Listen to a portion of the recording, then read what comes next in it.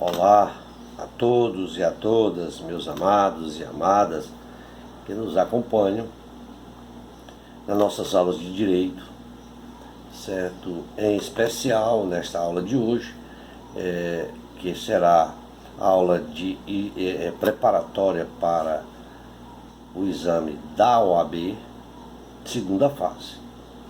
Continuando com nossas aulas preparatórias em direito penal para a segunda fase do exame da OAB, em nossa última aula finalizamos o recurso em sentido estrito. Em nossa 10ª aula, que será a de hoje, falaremos do recurso de apelação, que está previsto no artigo 593 do CPP. O artigo 593 diz que caberá apelação no prazo de 5 dias das sentenças definitivas de condenação ou absolvição proferidas por juiz singular, das decisões definitivas ou com força de definitivas proferidas por juiz singular nos casos não previstos no capítulo anterior, das decisões do tribunal do júri quando ocorrer nulidade posterior à pronúncia, for a sentença do juiz presidente contrária à lei expressa ou à decisão dos jurados, houver erro ou injustiça no tocante à aplicação da pena ou da medida de segurança, for a decisão dos jurados manifestadamente contrária à prova dos autos. Seu parágrafo 1º diz: se a sentença do juiz presidente for contrária à lei expressa ou divergir das respostas dos jurados aos quesitos, o tribunal adquém fará a devida retificação. No seu parágrafo 2º diz: interposta a apelação com fundamento no inciso 3º, letra C, deste artigo, o tribunal adquém, se lhe der provimento, ratificará a aplicação da pena ou da medida de segurança. Seu parágrafo 3º diz: se a apelação se fundar no inciso 3º, letra D, deste artigo, e o tribunal adquém se convencer de que a decisão dos jurados é manifestadamente contrária à prova dos autos, dar-lhe-á provimento para sujeitar o réu a novo julgamento. Não se admite, porém, pelo mesmo motivo, segunda apelação. Seu parágrafo 4º diz: quando cabível a apelação,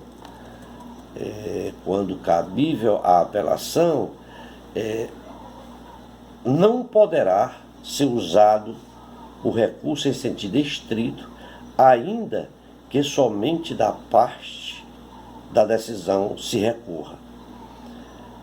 Vejamos, o cabimento da apelação se dá através de recurso interposto de sentença definitiva ou com força definitiva, e será encaminhada à segunda instância para a fim de que seja reexaminada a matéria com a consequente modificação, seja parcial ou total, da decisão. As questões recorríveis são pelo o prazo para falamos das questões recorríveis, né? O prazo para apelar da decisão é de 5 dias. Apresentando o recurso, o apelante ele será intimado para apresentar as razões de apelação. Se estas já não estiverem, se já não constarem ou não estiverem na petição, que deu ingresso ao recurso. Isso, e no prazo de 8 dias, conforme o artigo 600, cabe a apelação contra as decisões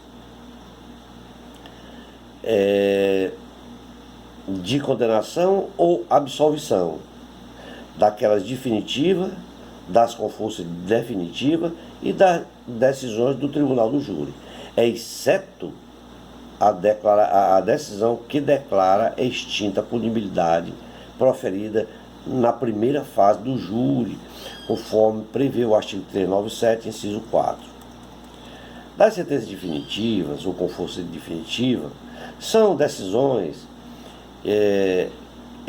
que colocam fim no processo, julgando procedente ou improcedente a acusação e os pedidos formulados ali na denúncia. Podem ser elas condenatórias, quando reconhecem a pretensão punitiva, e podem ser absolutórias, quando não reconhecem. E também absolutórias impróprias, quando absolvem o acusado, mas impõem medidas de segurança, né? As decisões definitivas são também aquelas que põem fim ao processo. Elas julgam o mérito, mas sem se manifestar sobre a acusação formulada. Por exemplo, um reconhecimento de prescrição é o caso. As decisões com força definitivas são as que, decidindo uma questão processual, dão fim ao processo ou uma fase dele, ou ainda encerram um processo incidental, que é uma relação jurídica processual independente. No entanto, ela é vinculada à relação jurídica processual principal, que é representada pelo processo, e sem julgar o mérito. Daí a razão da sua denominação, né? Tá? Tem força definitiva porque extingue o processo, mas não são propriamente definitivas porque não decidem o mérito. Exemplos de decisões com força definitiva são aquelas que decidem sobre busca de apreensão, sobre restituição de coisas, sequestros, hipoteca legal, arrestos, reabilitação, justificação, coisa julgada. As questões não recorríveis no curso do processo e as preliminares de apelação, certo? Quanto a isto, nem todas as decisões no curso do processo são recorríveis. Parte significativa delas não é, o que não impede a parte de ingressar com o mandado de segurança ou habeas corpus, os quais não são propriamente recurso, já até falamos disso. Os direitos relativos aos pedidos feitos no curso do processo e indeferidos, eles não precluem quando não há previsão para eles de recurso específico. Eles devem ser arguídos como preliminares do recurso de apelação. No artigo 1009, parágrafo 1º do CPC, Código de Processo Civil, há um importante dispositivo de inteira validade resolvida na fase de conhecimento, se a decisão a seu respeito não comportar agravo de instrumento, que não são cobertas pela preclusão e devem ser suscitadas em preliminar de apelação, eventualmente interposta contra a decisão final, ou contra as razões. Embora não haja disposição semelhante ao Código de Processo Civil no Código de Processo Penal, a norma ela transcreve e encontra aplicação no processo penal. Dessa maneira, a título de exemplo, se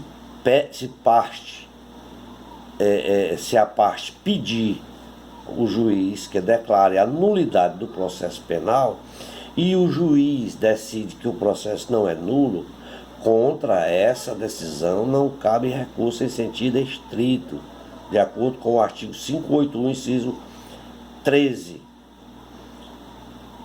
Contém previsão de recurso só contra a decisão que anula o processo, mas a questão não preclui. Por ocasião da apelação em preliminar, a nulidade ela pode ser novamente arguída, né? Da apelação contra a impronúncia e a absolvição sumária. Contra a sentença de impronúncia ou de absolvição sumária, cabe apelação conforme prevê o artigo 416.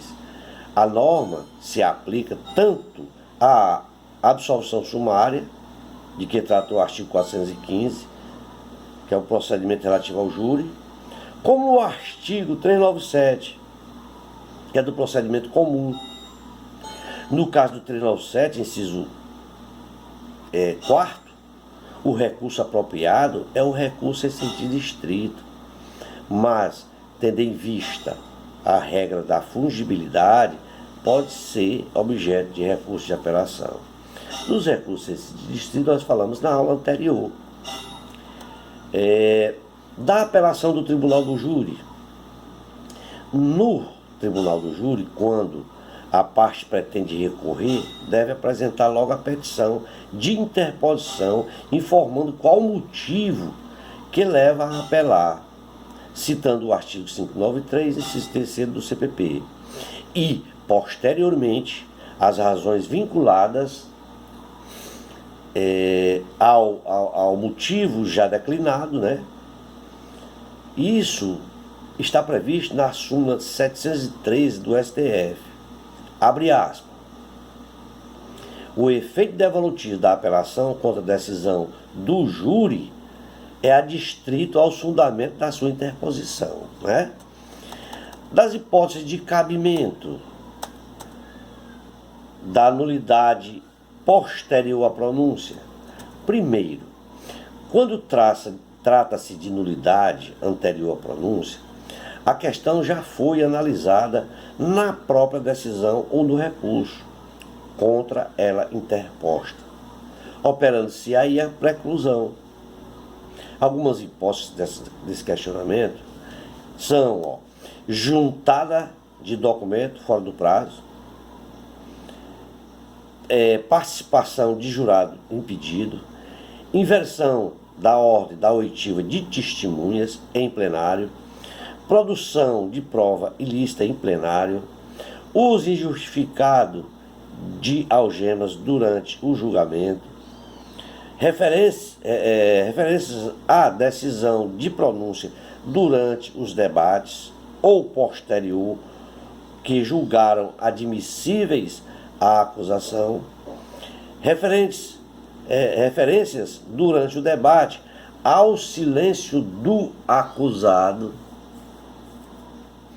em seu prejuízo e os outros recorrentes, e do defeito de formulação dos quesitos. Segundo, da sentença do juiz presidente contrária à letra expressa da lei ou decisão dos jurados. No caso, em tela de tribunal do júri, é obrigado a cumprir a decisão do júri. O juiz ele é obrigado a decidir a decisão do júri, pois não existe supremacia entre juiz sobre os jurados. Os jurados eles decidem o fato e o juiz presidente aplica a pena. De acordo com esse entendimento da decisão contrária à lei expressa, citamos alguns exemplos de decisão contrária à lei expressa, que são da sentença que substitui a pena aplicada pelo homicídio doloso por prestação do homicídio doloso por prestação de serviço à comunidade em desacordo com o limite previsto no artigo 44 do CPI. Das que fixar o regime fechado para o réu primário, condenado a uma pena inferior a 8 anos. Das que decidir sobre o crime conexo sem submetê-la a julgamento pelo júri. Tá? E dos exemplos de sentença contrária à decisão dos jurados. Citamos: os jurados absolvem o réu e o juiz prefere a sentença condenatória, fixando a pena ou vice-versa. Os jurados, o júri, ele condena por homicídio qualificado e o juiz, naqueles casos em que o júri condena por homicídio qualificado, e o juiz realiza a dosimetria considerando a pena de homicídio simples. Nos casos em que o juiz reconhece o privilégio e ele mesmo não faz a respectiva redução da pena. Nos casos em que os jurados acolhem a tese de crime tentado e o juiz profere a sentença condenatória por crime consumado. Esses são alguns exemplos de decisão contrária à lei, de sentença contrária à decisão dos jurados. No caso de provimento de recurso interposto nessas situações, o tribunal ad quem ele procederá à retificação da sentença, nem que haja necessidade de revogação do julgamento, de acordo com o que prevê o artigo 593, parágrafo 1º do CPP. Terceiro, quando houver erro ou injustiça quanto à aplicação da pena ou da medida de segurança, essa hipótese de respeito exclusivamente à atuação do juiz presidente. No caso em que o tribunal pode corrigir a distorção, haja vista ter aplicado pena excessiva, sem fundamentação, ou que aplique medidas de segurança incompatível com a doença mental do réu. O quarto é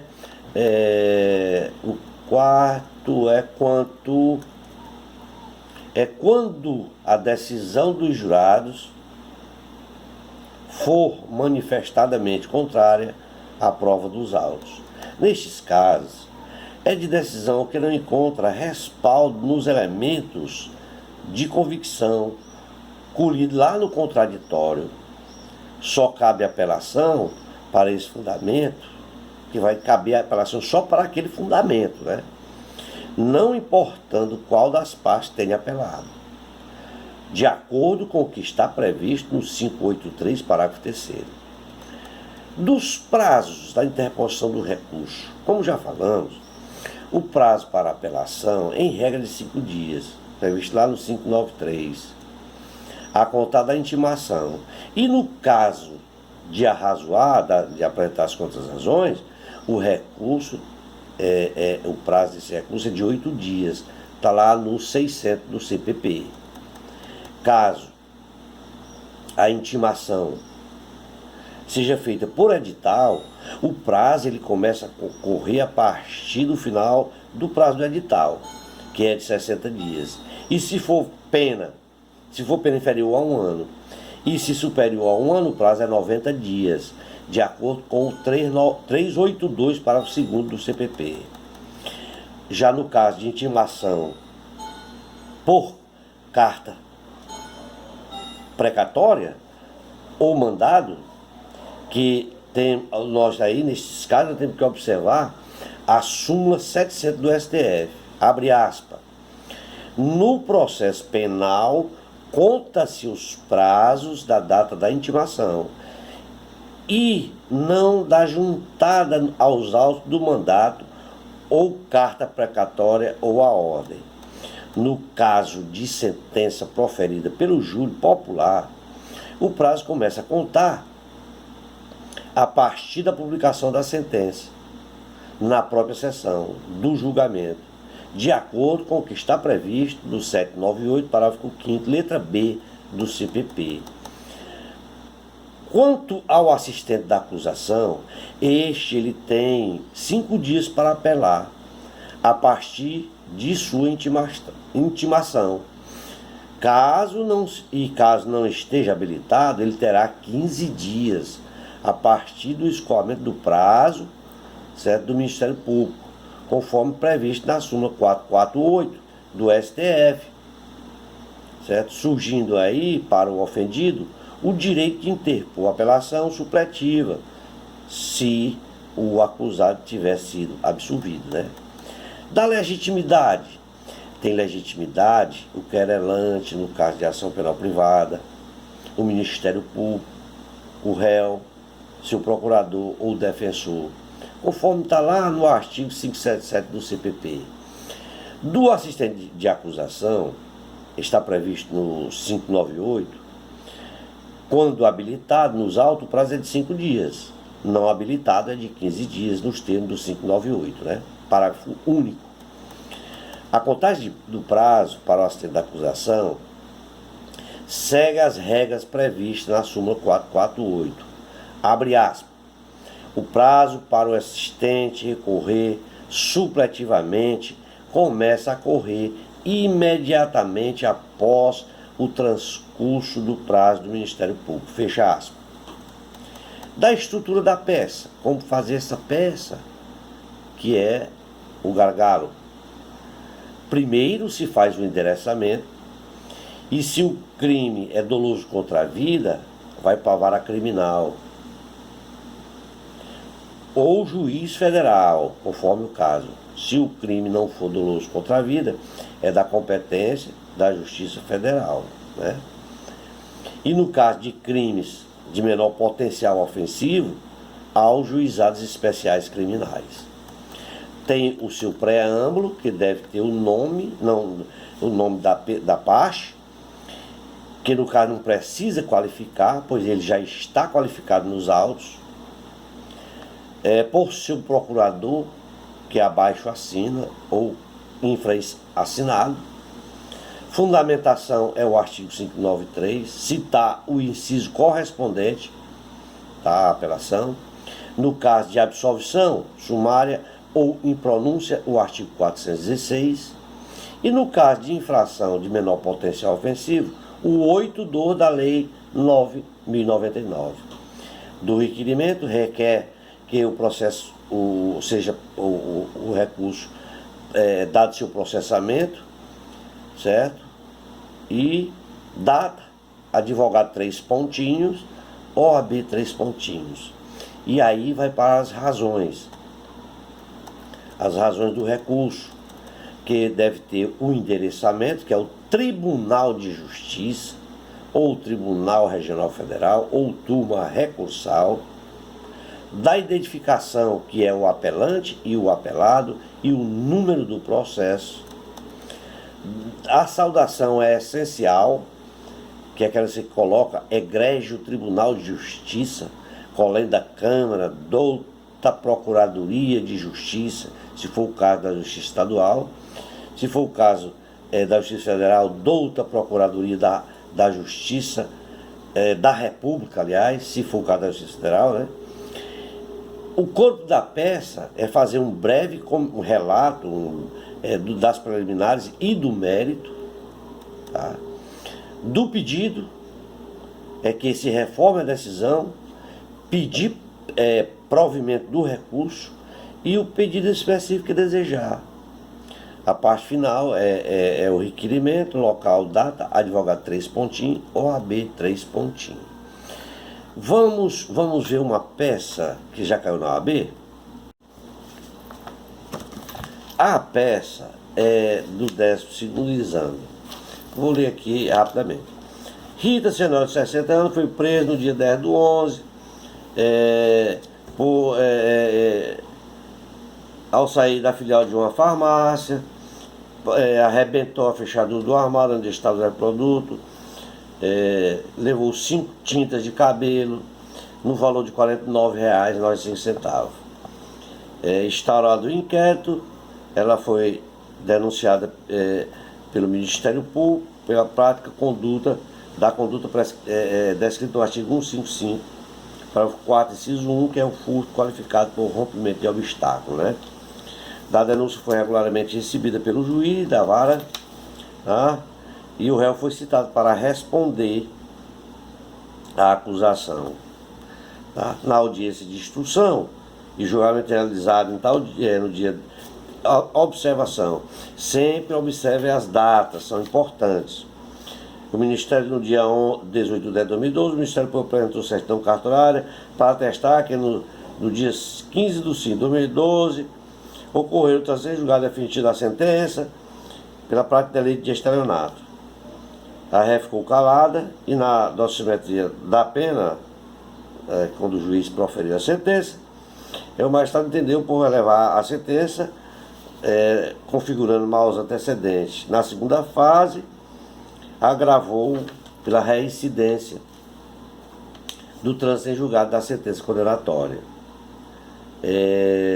bem como da data do cometimento do furto, não verificando na denúncia qualquer aumento de diminuição de pena, tá? Condenou em 4 anos de reclusão, tal e tal. Bom, como fazer a peça? Primeiro, ela foi denunciada na 41ª Vara Criminal da Comarca da Capital X.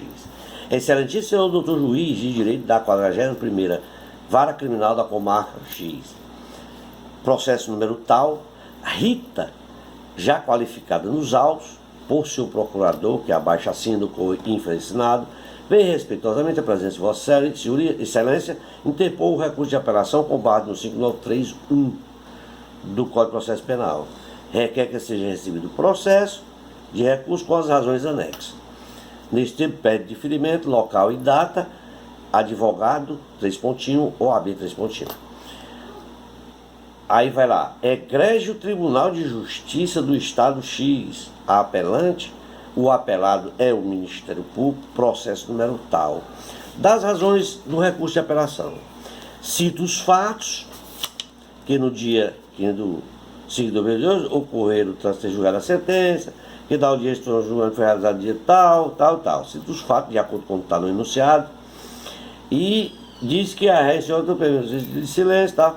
E que, encerrada a instrução, o magistrado proferiu sentença e na dosimetria da pena elevou a pena base acima do mínimo legal, sob o fundamento do trânsito julgado a sentença condenatória e que configurava maus antecedentes. O magistrado agravou ainda pela reincidência, levando em conta a data do trânsito julgado.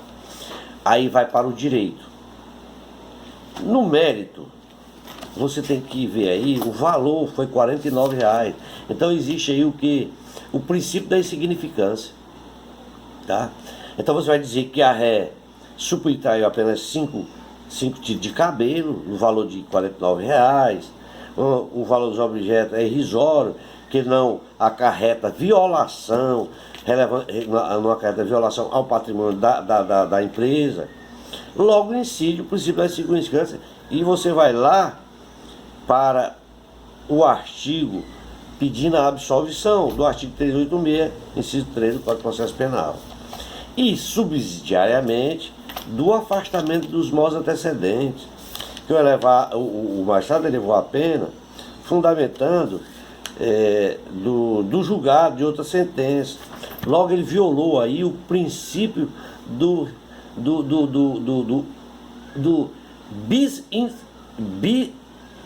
nes bis in idem, porque não é possível utilizar na mesma sentença como maus antecedentes e simultaneamente como agravante de reincidência, tá?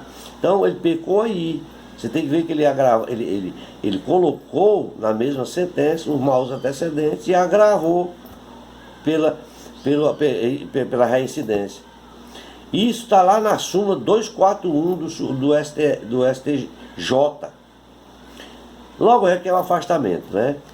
Da reincidência, você tem que falar também que o magistrado agravou a reincidência por furto, e que o furto ocorreu em 10 de 1 de 2000, que o crime de furto praticado no dia 10 de 11, e o trânsito julgado da sentença condenatória do crime estelionato ocorreu em 2012, e o crime do furto ocorreu em 2011, 11 de 2011, portanto posterior a sentença condenatória, foi posterior ao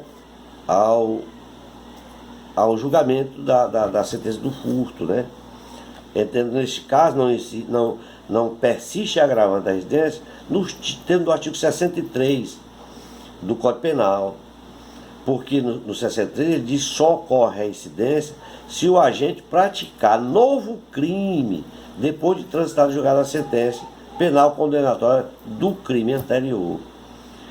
Do furto privilegiado, você vai citar o artigo 155, parágrafo 2º do Código Penal, porque a ré é primária, tá? Não pode ser considerado como reincidente. Vai pedir para que estabeleça regime carcerário aberto no caso de condenação, certo? Porque é um furto simples, com pena máxima de 4 anos. Da substituição da pena privativa de liberdade pela restritiva de direito, de acordo com o artigo 44, por ser um crime com pena máxima de 4 anos. Aí vai para o pedido, você vai pedir a absolvição no FUC no artigo 386, terceiro, pedir para afastar a hipótese dos maus antecedentes, fixando a pena base no mínimo legal, que seja reconhecido o furto privilegiado, artigo 155, parágrafo 2º, que seja fixado o regime aberto no caso de condenação, né? Que seja substituída a pena privilegiada por liberdade por bom estilo de direito, local e data, advogado OAB 3.1. Advogado 3.1, OAB 3.1. Muito obrigado, ficaremos por aqui. E em uma nossa próxima aula nós continuaremos falando das contras-razões da apelação, certo? E suas nuances. Obrigado e até a próxima aula. Um forte abraço a todos.